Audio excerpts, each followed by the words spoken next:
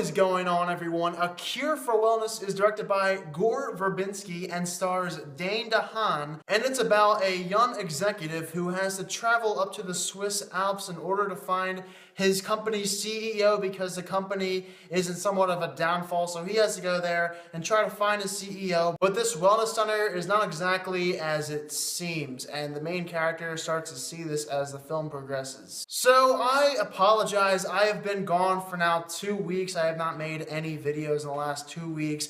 One thing is that I have been actually somewhat sick the last 2 weeks, so that's one reason. The second reason is that none of the newer movies from last weekend were playing in the theater near my college, so I could not see this movie or The Great Wall, and now this weekend I decided to finally see A Cure for Wellness, so that's another reason why I did not make a video as recently as I would have liked to. And also, sometimes I just like to take breaks from YouTube now and then, but hopefully I am back. I'm not really sure exactly what my schedule is looking like, but I do hope to make some more reviews within the next couple of weeks. But A Cure for Wellness was a movie I was definitely anticipating. It looked like a very intriguing movie. Also, when I first saw the trailer, it looked like the movie Shutter Island. There's this little scene in the trailer where he lights a match, the main character played by Dane DeHaan.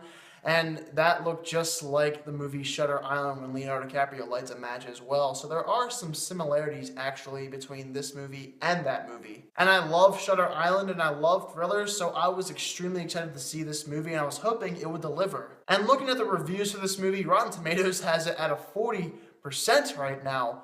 And that is ludicrous because this movie is actually pretty good. What is it with movie critics nowadays? I mean, do they understand how to actually review a movie? I mean, come on, this movie is not nearly that bad. This movie is actually pretty interesting and one I actually somewhat really liked. Dane DeHaan, he is absolutely great in this movie. I loved him in The Place Beyond the Pines. He's probably the best part of the Amazing Spider-Man 2 movie. And in this movie, he is absolutely great. One great performance by him in this film. Jason Isaacs also gives a very good performance as this doctor in the film. He was somewhat creepy in the movie, but I thought he played his role very well. And also Gore Verbinski as a director. He directed the Pirates of the Caribbean movies, and I love those movies. The first one's great. The second two, I think, are good. Not amazing, not nearly as good as the first one. But as a director in this movie, I thought he was just great. The directing in this movie overall was perfect. The cinematography in this movie was also incredible. Some of these shots, I have no idea how they even got these. So the cinematography I thought was very impressive too. And there are a lot of impressive technical things with this film. The sound design too is really good. There is a lot of really good things that many people would probably not see when watching this film, but if you have the eye for that kind of thing in a movie, then you would really appreciate it, and I loved everything about that in the movie. The movie itself, I thought, was pretty intriguing as the movie went on. It was definitely a thriller. There are some things in this movie, though, that are hard to watch and can make you want to kind of throw up, and it's not too good to look at. That is something that is a little weird about this movie. This movie is very weird too, as well as being somewhat grotesque and disturbing. There are definitely a lot of disturbing images that are stuck in my mind right now. So those are pretty much the only things I actually had a problem with, but honestly, those aren't really flaws either. And the ultimate direction this movie took, I actually really enjoyed it. I thought this was a very quality thriller. Definitely not as good as Shutter Island. That is definitely one of my all-time favorite movies. But this movie, I think, did a good job in what it had to do. And also the twist in this movie, I found it to be rather interesting. The movie does take a little while to develop its characters, though, and the ultimate story, but I didn't really mind that. I thought it was interesting how they kept leading up to things that were building in this movie, and I like the way that the director in this movie did that, and I think that he went in some great directions for this film ultimately. And to be honest, I actually think that this movie was pretty darn good. I think a lot of people should definitely go see it. Of course, there's some great acting in here, some great directing. Overall, the technical things going on with this movie are just great.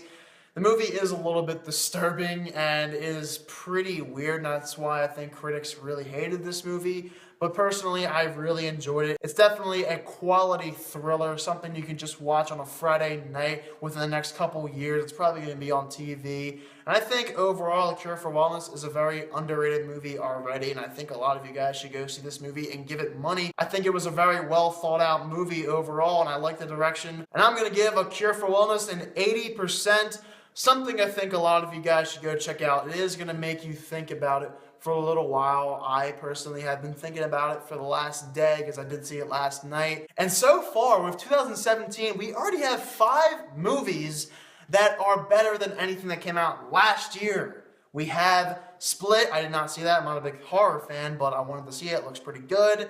We had the Lego Batman movie, John Wick Chapter 2, this one, and also we have the movie that just came out this weekend, Get Out.